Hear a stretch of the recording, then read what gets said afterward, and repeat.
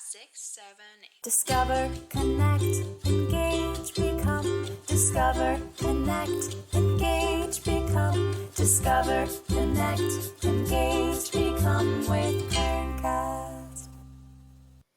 Welcome back to the CURNcast, where we are breaking down the barriers to research.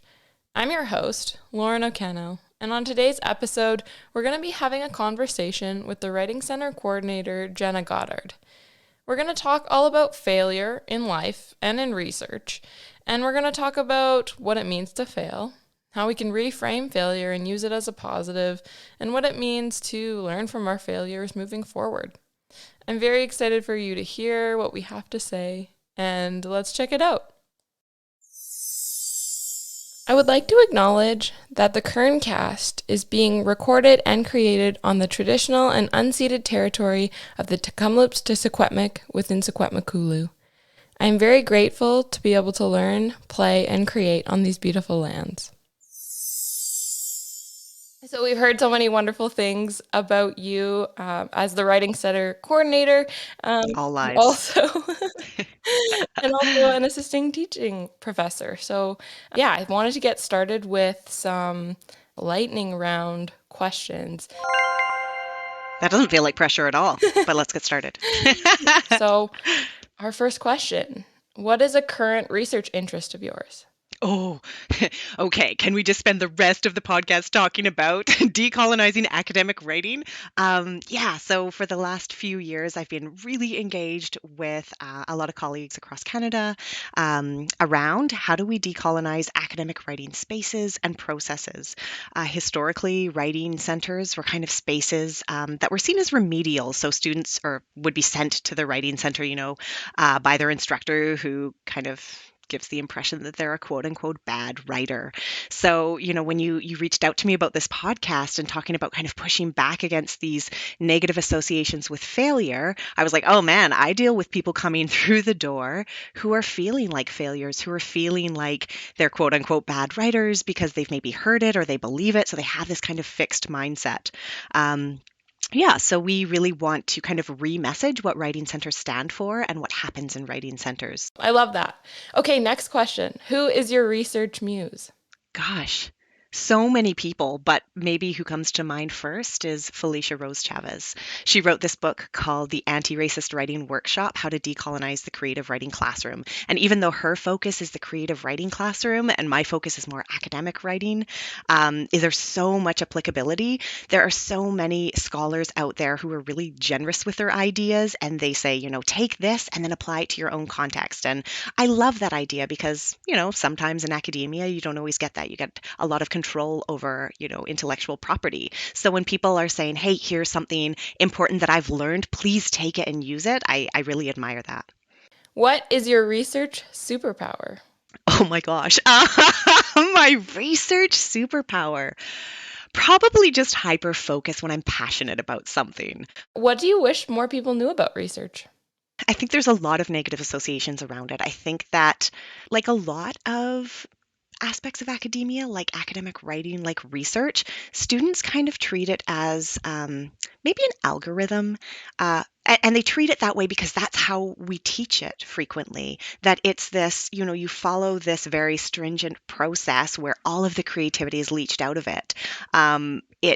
There's often, again, those negative associations, those feelings of fear. I don't know what I'm doing. I don't know if I'm doing it well.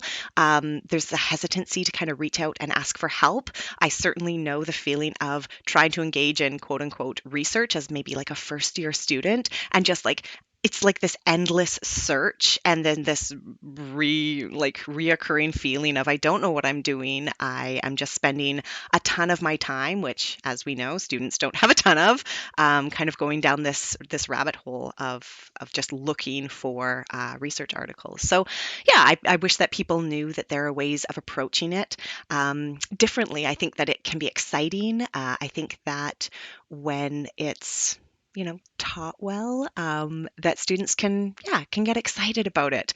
Totally. Who and what inspires you? Oh, this sounds like such a weird, stupid, icky response, but my kids. I am a super proud stepmom.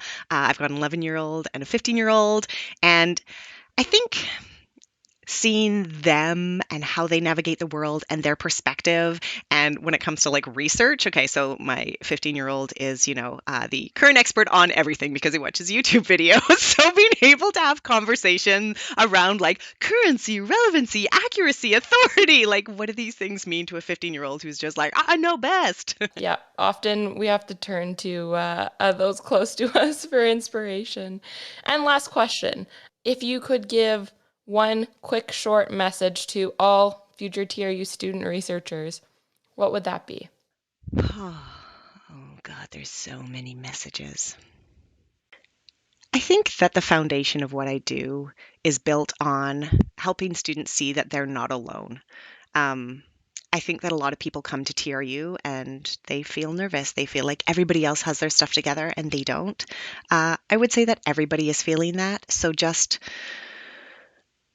and I know students hear it all the time. It's like, reach out to people, but really reach out to people. There is a community. We're all in this together. And I think that university can be very lonely, but it doesn't have to be. It can be a really exciting community space.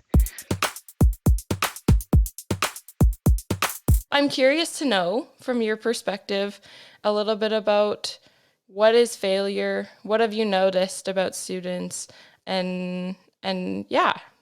Okay, well, maybe I should start with just explaining that I teach a first year elective class called Student Success.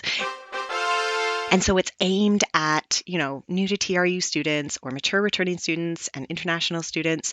And it kind of addresses those, expectations that faculty members have at university from their students. So how to write academically, how to research, how to study. And it's, a lot of these skills aren't learned explicitly or aren't taught explicitly. They're often learned by students, through trial and error, and sometimes they don't learn them until third or fourth year. So hey, why not take this first year course called Student Success? So yeah, I mean, you've already touched on it, that there are so many negative emotions attached to the word. Like paralysis. So, the fear of moving forward. There's a lot of shame attached to it. I actually looked it up just to kind of see what synonyms popped up when it came to failure. And it's like breakdown, collapse, deficiency. So we do have these negative associations with this word because of how we treat this word. But I don't know. I think that maybe we could think about renaming it or make some cute hashtags like failure is the new black, or if you're not failing, are you really living? Or failure FOMO. I was just like really spiraling yesterday with these failure ideas. I think it's often a characteristic of a fixed mindset, which a lot of students have, when they're coming into university. Like, I'm a good writer or bad writer, or I'm good or bad at math, for example. And this fixed mindset, does paralyze students. So when that growth mindset can be adopted, when students can think, oh, hey, these are actually just skills I can learn and develop. Failure is part of that too. If they think, hey, I can use this as a way to learn more about myself, because it's really important to learn not just what we're doing well, but also what we're not. That gives us just as important information. I also think that there's this attitude of perfectionism in our society that a lot of people struggle with it. And, that kind of is connected to imposter syndrome. So I think as much as possible, if we can have these kind of transparent conversations, if we can talk about the fact that perfectionism is not an ideal that we should be striving for, then I think that that's a really good thing. Yeah, and in my experience, you can't even come close to perfection in research. That's not a thing. But It's why do we still strive for it? I don't know. Why do we put these expectations on ourselves? Yeah. I guess along the lines of being afraid of it and kind of seeing those dichotomies between good and bad, pass and fail. Do you think that's why students are afraid of it and not really just jumping into things head on? I think that we put such high stakes on students that reinforce these negative associations. Like we put, again, and I mentioned this in the lightning rod, that was not a lightning round of questions, but we put such emphasis on, for example, like the finished, polished product rather than the process. However, it's the process that is the most important, that we learn the most from. So Totally. what if we emphasized, for example, like the emotional progress of something, or the civic progress, or the psychological critical, like, students willing to engage with challenging material as opposed to playing it safe. I think that if we kind of adjusted what we emphasize, and we can do this in what we assess, I think in our classrooms. And sorry, I know that you're research focused. I definitely come from like the classroom perspective of this. So I think that we emphasize success in so many ways, and then we put failure in direct opposition to it. And I think we need to get away from this, as you called it, like a binary or a contradiction. I also think we're kind of unfair to students because there is this gap between what students are maybe taught in high school and what they're expected to know in university. And there's a gap certainly culturally because, writing looks different cross-culturally, for example. And so then they're coming into university. They do have this expectation that they're going to be able to be successful, and then they're kind of hit with this really different environment where the expectations are super high.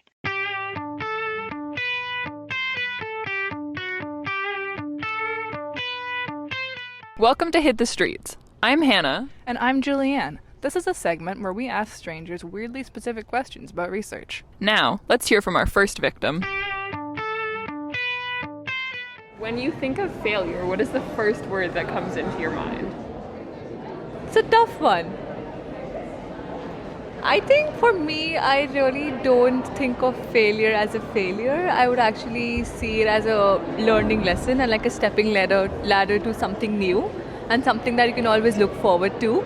So for me, when it like failure comes in my head, I think the first word would be get better and like improve yourself. When I think of failure, I think of what I can do to improve after that so that such a mistake or that failure doesn't happen again. The whole idea of what's next, like there's two words, but I was like, what's next? Opportunity. Regret, I guess. I'm not able to accomplish something that I hoped for. Not a word, but yeah, a sentence. It's just disappointment, if I can put it in a word. I think of the color red or not being good enough. To me, it's sad. I'm really just imagining a letter grade F. And that's it for question 1. Now back to our regularly scheduled programming. Okay, so now personal time. I'm curious if you have any stories about your personal journey, any times where maybe you can consider it a failure, or maybe you don't consider it that now, but at the time, when was a time that you felt like you failed, and then how did you handle that? My name is Jenna, and I'm a failure. I am proud to share that I fail regularly in my professional and my personal life. Just kidding, just trying to normalize that. So I'm going to share something, and it is a bit tough because, again, people don't love to fail in their professional or personal life. But this was a really important learning experience for me. So I'm part of the board for the Canadian Writing Centres Association, the CWCA-ACCR. Which frankly is made up with a bunch of white women with really good intentions, which, as you know, can be a dangerous and a harmful thing. So a few years ago, we wanted to create like a national anti-racism statement for writing centers. And so we went through this process of creating this statement, and we sent it out to membership, and we got feedback and went through various iterations, lots of conversations, but the process did not include Indigenous, Black, or people of color voices as it needed to, obviously. And in hindsight, that's really clear.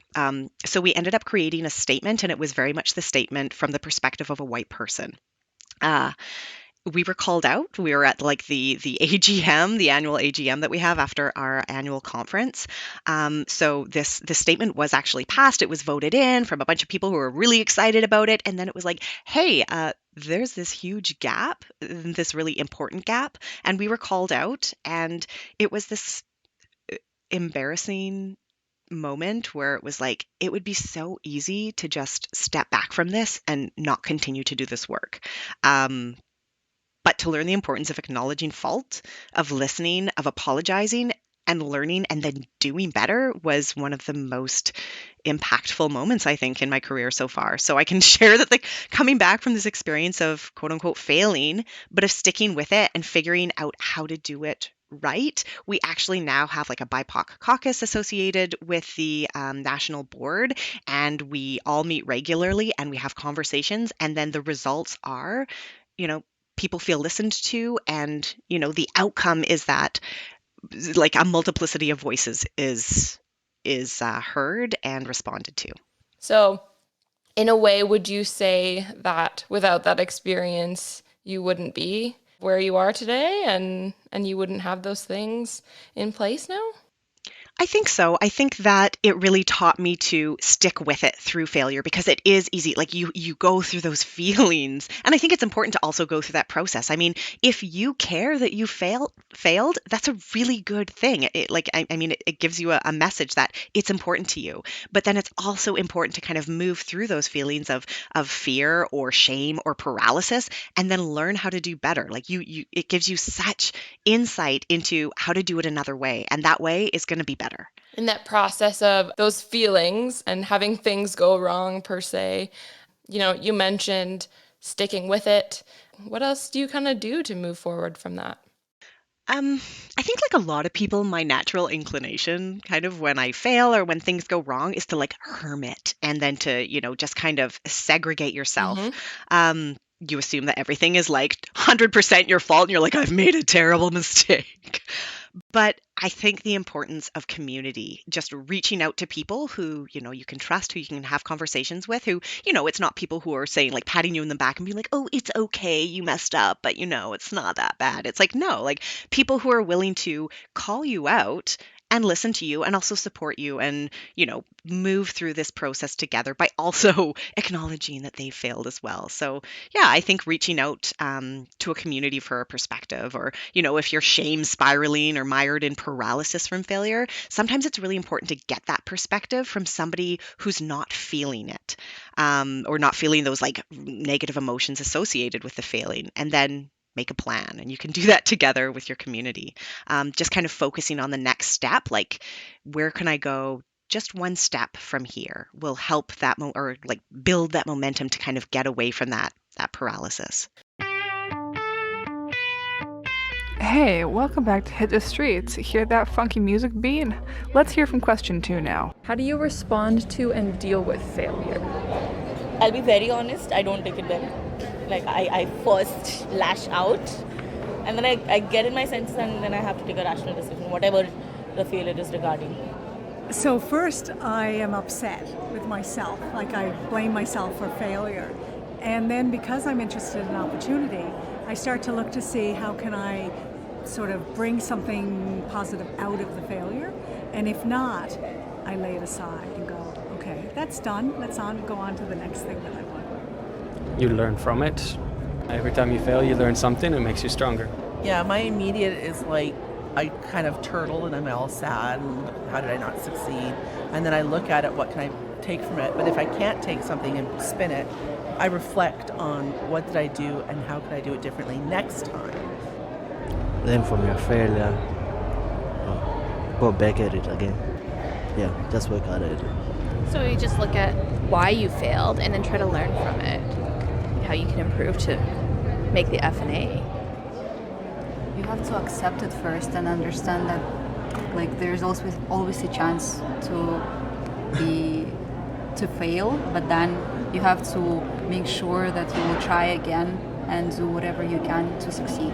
So I would say like it's not the end of the world, and probably the main thing is it's what you learn from a failure, not what was the failure, what you learn from it. I see it as a challenge to better myself. There's a reason why I failed, and I need to figure out why. Well, that's it for question 2. See you next time on Hit the Streets, folks. I love that you need to look for a balance between support, but also, having people who are not afraid to call you out and say, I think we need to revisit this, let's sit down together and move forward together. I love that sense of community and those positives out of it. We're all just failing together. Exactly. And that's how we get better. So, in that sense, then what are some other things that you think failure is beneficial for? I think that it teaches you some important lessons. Like it teaches you what works and it teaches you what doesn't work. And that's just as important. So you get really, I don't know, insights into yourself, I guess. So, and like with anything, you get better with practice. So, don't get better at failing. That's not my message here, but like getting better at picking yourself up and moving on or moving forward after. Um, I know that there's like a bit of a hate on for the word resiliency at the moment, in the context of, we should stop admiring resiliency and instead question the systems that demand it of us. But in the context of bouncing back, we do get better. We do get more resilient, the more that you fail. And there's no like generic successful path for everyone. Like, as you know, being a student going through a science program, it's going to be different for every individual. It's going to be different for every individual in different contexts as well. So I think it really just gets you to know yourself better, and kind of check in with yourself. If you're failing and you're not caring, that's also an important message. And I think that it really gets you in that mindset of attacking a problem from a perspective of, okay, let's try this out, see what happens, and then workshop it from there and move forward. And you kind of learn how to think on your feet and work with things rather than always going in with a plan. I think that's something I always try to do in my undergrad is like, okay, this is how I see it happening. Even in research, this is my plan, and I hope that it works. Cross my fingers and that'll be it. And that's really not what happens at all. No, and with research, it's also important to find out what doesn't work. I mean, because that also gets you closer to what you're looking for. So you're not going to be successful. Well, I shouldn't use that word. Like you're not going to always have the outcome that you think you will or that you want. But it's also just such an important learning piece to have the outcomes that you don't want. Yes. So I think you've already touched on some great advice, but just working with students, both in the classroom, you see them in the writing center and those kinds of things. What kinds of advice do you give to students who will come to you and say, I'm really down, I failed this, or this isn't working. How do I move forward? I think a reframe is so important. I watched this fabulous TED Talk years ago, and it was rethinking stress because if you like, it was this researcher, and she discovered that if you are stressed out and you think it's bad for you, that impacts your health negatively. And what happens is like your blood vessels constrict, and then that puts pressure on your heart, and that can result in like a heart attack when you're 50. And so she said that she now gives the advice of thinking differently about stress. So when you have your stress response, your heart is pounding, you're sweating. She said, think of that as your body's way of preparing you for a challenge. And she's like, get excited about it. Like, this is my body's way of making me, equal to something. So I really love that idea of kind of reframing something that typically is seen as negative. And I think we can do that with failure. I think that if we reframe it as something that is teaching us something, we can learn a lot. It's if we fail and we care, that's a really important message that we're on the right track, that we do care about this.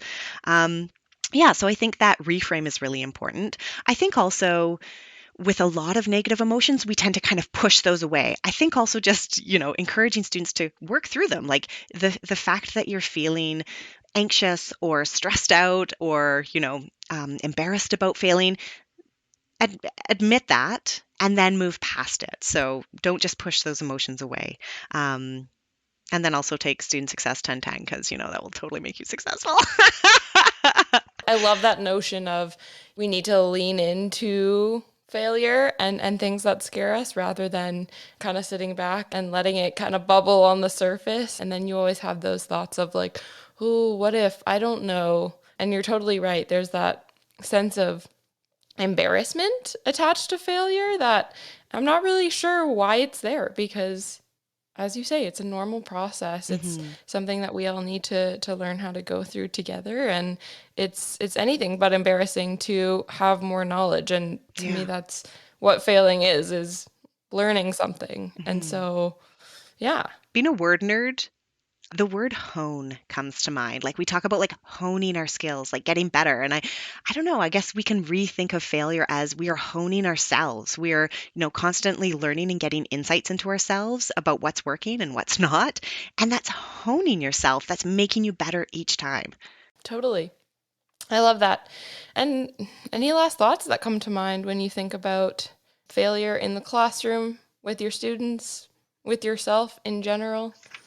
Just, I don't know, a real appreciation, I think, for this conversation, because this is how I think people are going to feel better about it, recognizing that, we're all just failing every day, just getting through it, getting better, and accepting that it is a completely normal part of moving through life. If we are failing, that means that we're also challenging ourselves. If we're not failing, that might mean that, we're not pushing ourselves outside of our comfort zones. Mm-hmm. Yeah.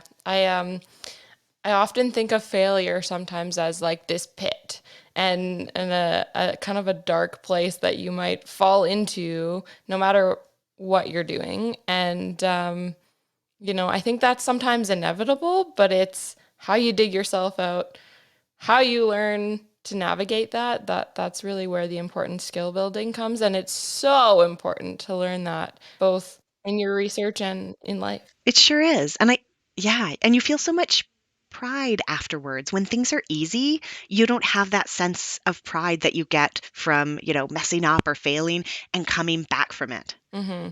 Yeah, totally. So moral of the story is get involved in research, lean into failure, and we'll all learn how to fail together and get better. I love it. That conversation definitely helped normalize failure for me. I want to thank our special guest, Jenna, for sharing her knowledge and wisdom, and I want to thank you as a listener for tuning in to the CURNcast. We'll see you next time, where we'll continue to break down the barriers to research.